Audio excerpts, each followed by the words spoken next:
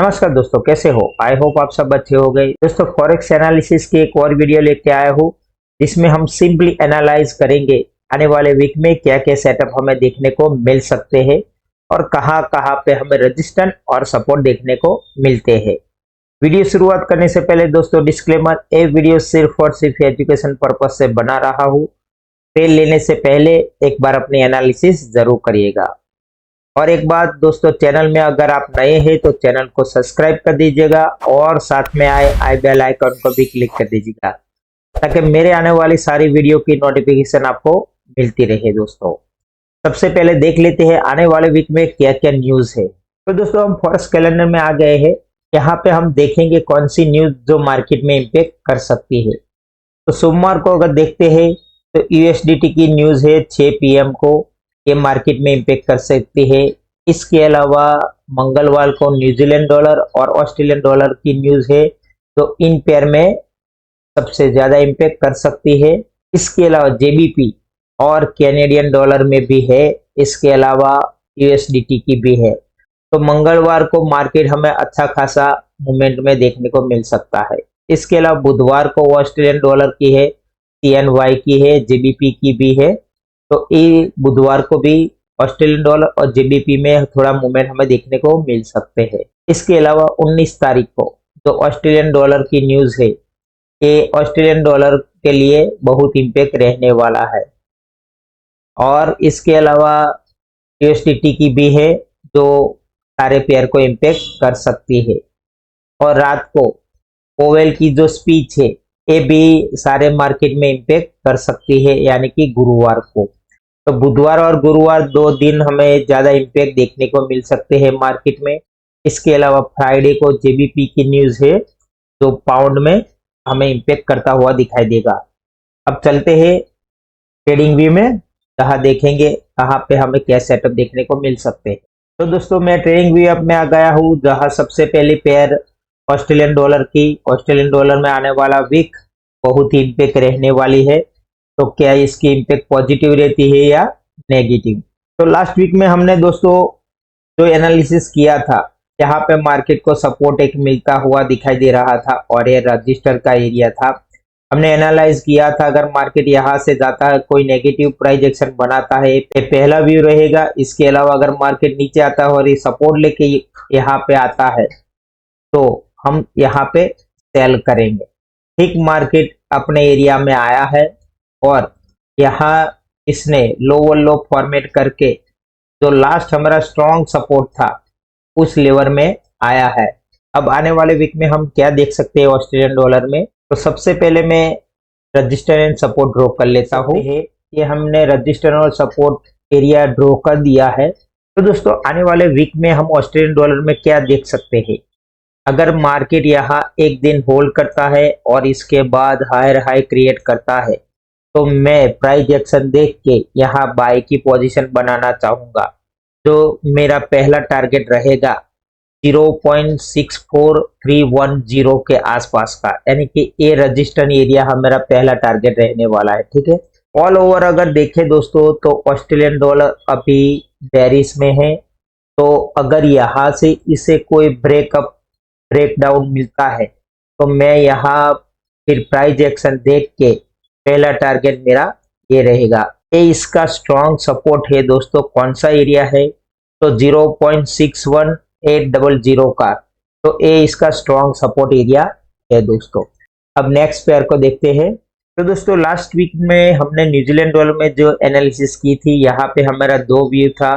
पहला यही कहीं पे एक रजिस्टर आ रहा था और दूसरा यहाँ कहीं पे हमें एक सपोर्ट मिल रहा था। तो हमारा व्यू ये था, यहाँ पे अगर मार्केट नीचे आता है तो हम बाय करेंगे और अगर ऊपर जाता है और नेगेटिव प्राइस एक्शन मिलती है तो सेल करेंगे। तो हमें ये पॉइंट मिला है और हमने यहाँ सेल का पोजीशन बनाया था। अब आने वाले वीक में क्या क्या देखने को मिल सकता है, क्योंकि इसकी न्यूज भी है तो इसे इम्पेक्ट करेगी। तो पहले रजिस्टर एंड सपोर्ट ड्रॉ कर लेते हैं। तो दोस्तों, इस तरह से हमें न्यूजीलैंड डॉलर में रजिस्टर एंड सपोर्ट दिखाई दे रहे हैं। लेकिन अब आने वाले वीक में इसकी न्यूज है तो हमें देखना ये रहेगा, जैसे ऑस्ट्रेलियन डॉलर में हमने बोला कि यहाँ पे कोई पॉजिटिव प्राइस एक्शन मिलती है तो हम यहाँ बाय करेंगे। तो पहला टारगेट ये रहेगा। इसके अलावा इसे ब्रेक कर देता है तो ये स्ट्रॉन्ग रजिस्टेंस का इम्पेक्ट कर सकता है। अदरवाइज यहाँ से ही मार्केट नीचे आता है तो जैसे प्राइस एक्शन बनती है नेगेटिव तो ये पहला टारगेट रहेगा। तो कौन सा एरिया हमें दिखाई दे रहा है, तो 0.57750 का एरिया है जो इसको टच कर सकता है। तो इस तरह से आने वाले वीक में हम इसमें देख सकते हैं।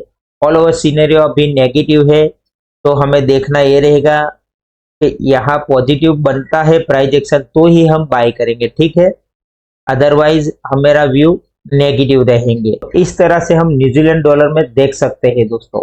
अब नेक्स्ट पेयर देखते हैं। तो दोस्तों लास्ट वीक का हमने यूरो में जिस तरह से एनालिसिस की थी इस तरह से हमें यहाँ पे एक बाय की पोजीशन मिली जो हमारा रजिस्टर था इस लेवल पे वहां तक आया था और फिर यहाँ से नीचे आ गया है।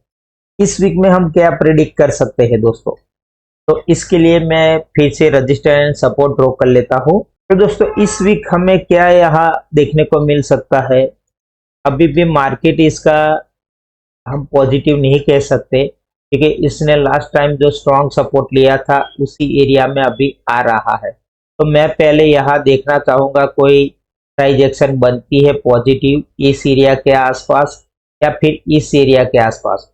अगर यहाँ पॉजिटिव प्राइस एक्शन बनती है तो मैं पहला टारगेट ये लूंगा। इसके बाद इसे स्ट्रांगली ब्रेक करता है तो मैं दूसरा टारगेट के लिए सोचूंगा। अदरवाइज यहाँ से कोई नेगेटिव प्राइस एक्शन बनती है तो मैं इस लेवल से लेकर इस लेवल तक का प्राइस देखने वाला हूँ, ठीक है दोस्तों। तो आने वाले वीक में हम यहाँ से देखेंगे यहाँ तक ही। मार्केट का सिनेरियो नेगेटिव है तो नीचे जाता है तो फिर जिस तरह से इसे सपोर्ट मिलते हैं इसी एरिया में हम बाय और सेल करेंगे।